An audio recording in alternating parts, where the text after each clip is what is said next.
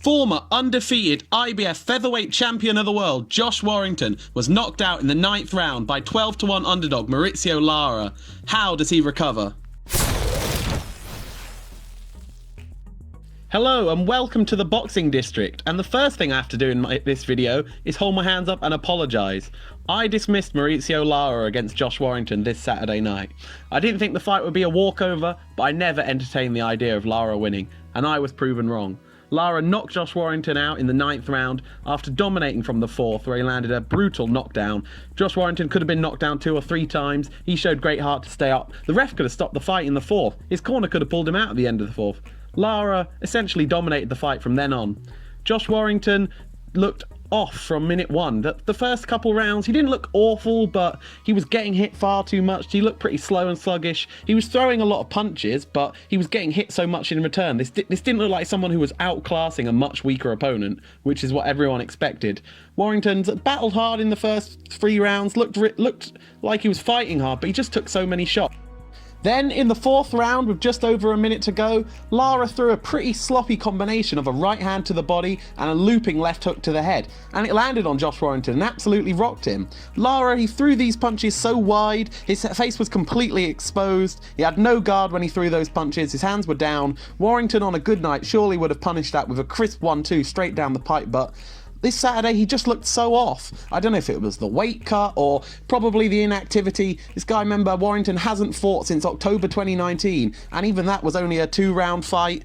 That was against Sofian Taku, another weak opponent, so he hasn't had a good hard fight since June 2019 in his tough fight with Kid Galahad. So Warrington really looked out of it, and then in the 4th round he got clipped by that sloppy combo and he was completely wobbled. He was out of it from there. He staggered around for a bit. He was relatively good on the defense while hurt. You know, he kept away from things. He didn't go down when a lot of fighters would have gone because he was completely rocked. But eventually, Lara managed to land a knockdown. Warrington got up. The ref could have stopped it. The ref could have absolutely stopped the fight there, but he let Warrington carry on, and Warrington just about managed to fight for the last 30 seconds. I don't know how he stayed going. Warrington showed amazing heart, but he just looked poor. And then, from then on, it was just Warrington was slow. He was clearly still hurt. He wasn't with it. Warrington was slow, and he looked like someone not very special. He looked like a very, very average fighter who was just sort of pottering around in the ring, throwing a few punches, hitting his opponent, getting hit a bit more, but he looked really poor rounds 5 to 9. I mean, admittedly, I can understand that he was really hurt, but yeah, he just looked poor and slow and sluggish, and his punch speed was slow, his footwork was weak. Lara was just hitting him so much. You look at this guy Lara, you look at his record, you look at how he fought. Lara fought well, but not amazingly. Lara got hit far, far too much, but Warrington wasn't able to punish it. Then eventually, in the 9th round, Lara actually landed a very similar combination to the one that put Warrington down in the 4th. Again, it was a sort of looping right hand to the body, and then with no guard threw a hugely wide, loopy left hook up to the top of the head. That clattered Warrington, just slammed it to the ground, and the ref understandably waved it off. And bang, Josh Warrington loses his undefeated record. He'd already vacated his world championship, and now he's back at square one. No one knows what's going to happen. Huge shock upset loss. He's gone from the #1 Ring Magazine featherweight in the world, most people's consensus best featherweight in the world. You know, everyone before this fight was saying Josh Warrington's probably the best at 126 pounds. Now suddenly people are questioning his whole career. They're looking at the rematch clause, which thankfully he had, and they're saying, if he loses that, what the hell does he do? So now we've got to look at how does Josh Warrington recover from this scenario? What does he have to do next? What do his trainers have to do? What is best for Josh Warrington now he has lost this fight?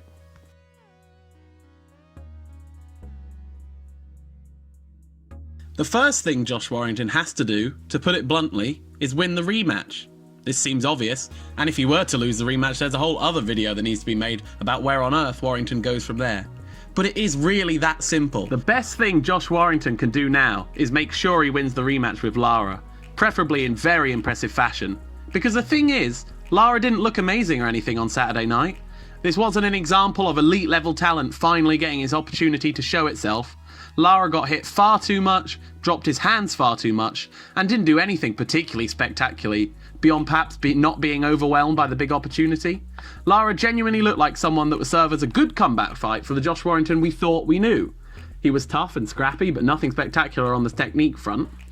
Now, we don't know anything that has gone on behind the scenes in Josh Warrington's life that may have caused this performance, so the situation might not be as simple as what I'm laying out, but it's absolutely crystal clear what was wrong with Warrington's performance. He was slow in both footwork and punch speed, especially outside of the first few rounds. He got hit far too much, lacking any kind of punch discipline or long-term attempt to break Lara down over the round, rather than just trade punches back and forth in 3-minute bursts. Warrington's cardio didn't look great either. He certainly wasn't able to outwork Lara in the ring and looked to be getting tired at the end of each round, even relatively early on. Even forgetting the 5th to 9th rounds, where it's probably fair to say that Warrington was considerably compromised, Warrington showed nothing that looked at all impressive. Nothing that looked like this fighter that was an undefeated world champion.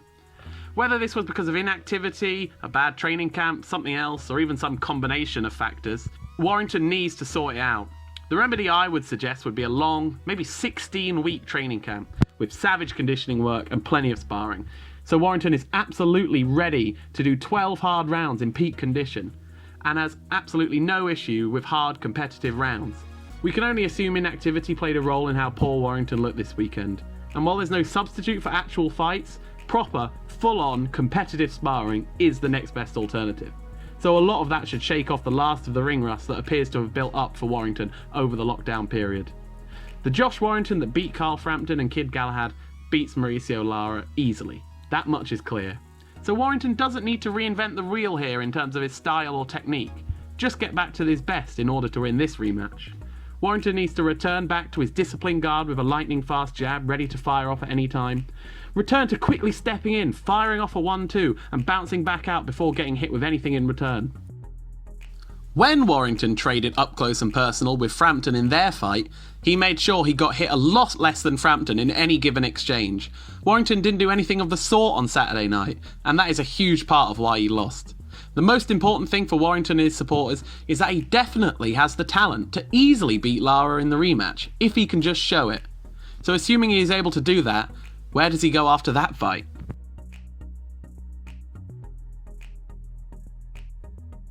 So Josh Warrington made it really clear that he only wanted the biggest fights possible in the division.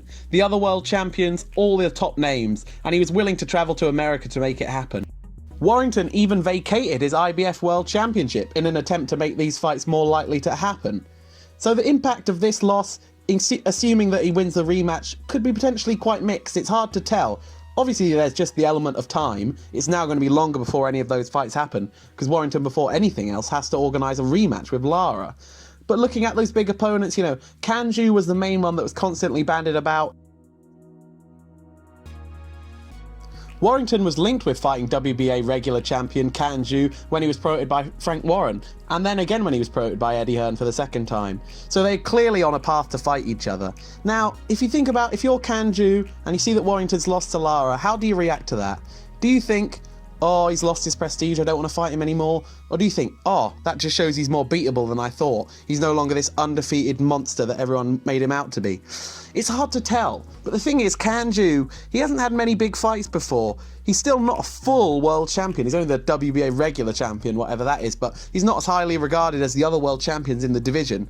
And he's probably now looking at Josh Warrington, probably his best opportunity to make money in the division, one of the best ways to make his name. And he's thinking, damn, that fight just got a whole lot easier. I think, even though it looked like Warrington and Kanju were going to fight already, that fight becomes more possible after the Lara rematch if Warrington wins. Because Kanju goes, well, it looks like it's more easy to beat, and he's still going to be a huge payday. The only thing is Warrington now might have to take a bit of a pay cut there. I believe Warrington and Kanju had already agreed terms when Warrington was still champion, and then after vacating the belt, apparently Kanju asked for a load more money. Well, I can only assume he's going to do the same now Warrington's lost to Lara. I do think that fight will happen, and I do think it could be a great scrap. And I think, on balance, it's maybe more likely to happen now Warrington lost to Lara, although I think it was going to happen either way, no matter what. So I suppose maybe it's less likely because Warrington has to get through the Lara rematch. But the point is, for that fight against Kanju, I'm not sure this loss to Lara has seriously damaged Josh Warrington's possibility. And then you look at other people. Gary Russell Jr. was a name that was bandied about as a potential big opponent for Warrington, presumably in the USA. It's hard to judge the impact on that fight because if you're Gary Russell Jr.'s promoter, Josh Warrington has lost his world championship and now lost his undefeated record. Whether it's deserved or not, he's just lost, in the last few weeks, a huge amount of his ticket selling potential, especially in the US where he's much less well known. And then suddenly the kind of purses Gary Russell and Josh Warrington are going to be demanding for that fight look a lot less justifiable. I'm not sure if Gary Russell and Josh Warrington can be pay-per-view in the US, so that knocks out a huge amount of potential revenue for that fight. Josh Warrington is probably the best featherweight in the world, or at least most people thought that until Saturday night. But lots of American fans don't know that fundamentally. He doesn't have a huge profile over there, so that's not going to help sell many tickets. Obviously the promoters have a job to do, they're meant to sell their fighters, and there's an element of that, but you're not going to be able to make Josh Warrington a huge star in America overnight just for a Gary Russell Jr. fight.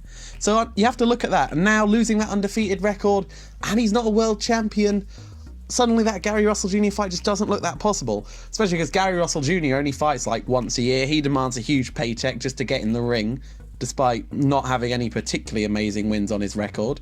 He's beaten Kiko Martinez pretty convincingly, a couple other half-decent wins, went relatively good with Vasyl Lomachenko, but still lost to him, and so you just look at that fight and you think, neither man's going to end up getting the pay cut they want for that, are they? Not Gary Russell and not Josh Warrington either, because Warrington's still going to come into that fight thinking he's the A-side. If he wins that Lara rematch, he's going to say, look, that was a blip, I've beaten him, I'm still the #1 featherweight in the world. Gary Russell's going to look at this and say, look, I'm the world champion here, it's in America, it's in my backyard, I hold all the cards. And I just don't see that fight happening. Now, would that fight have happened if Warrington had beaten Lara?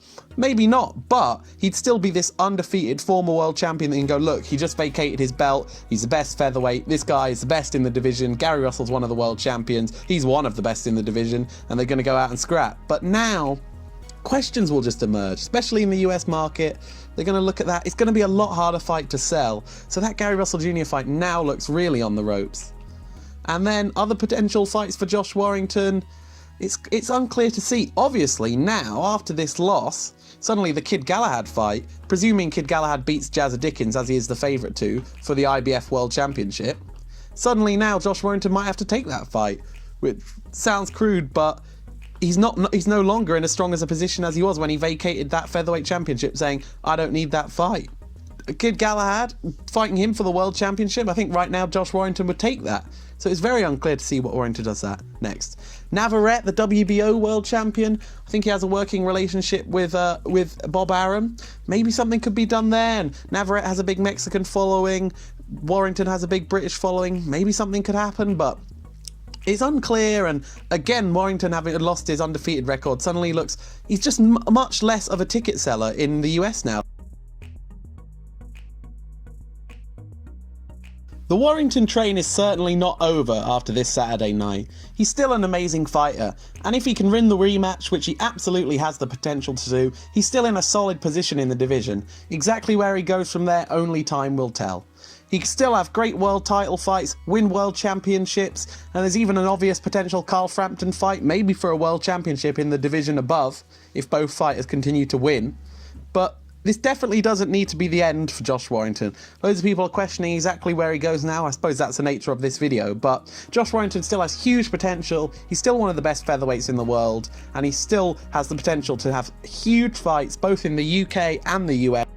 I think Warrington will beat Lara in the rematch, and then I think he'll go on and fight Kanju, and definitely has the potential to beat him too. And if he wins those two fights, he's absolutely back on the path that he was on before Saturday night. He could potentially get the Gary Russell Jr. fight Carl Frampton at Super Featherweight for the WBO Super Featherweight Championship. There's plenty of opportunity. So it's definitely not all over for Warrington. People don't need to start questioning his career. No one needs to overreact, talk about retirement, anything stupid like that. Warrington just needs to get back to the grind, get working, and win that rematch. If he doesn't win the rematch, then there's a long, long way back to a world title. No one knows exactly what will happen there, but it definitely would require a long old slog from Josh Warrington to get back to the status he's at today. But anyway, he's absolutely got the potential to beat Lara, and I think he will beat Lara in the rematch. So, what do you think? Where do you think Josh Warrington goes from here? How does he recover from this fight? How do you think he gets on in the rematch? Do you think he can get world title fights in the future?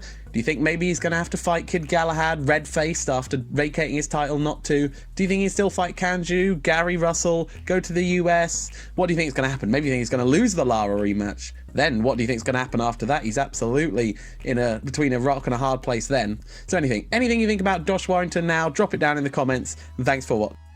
I've been Lawrence, and I'll see you next time you take a trip to the boxing district.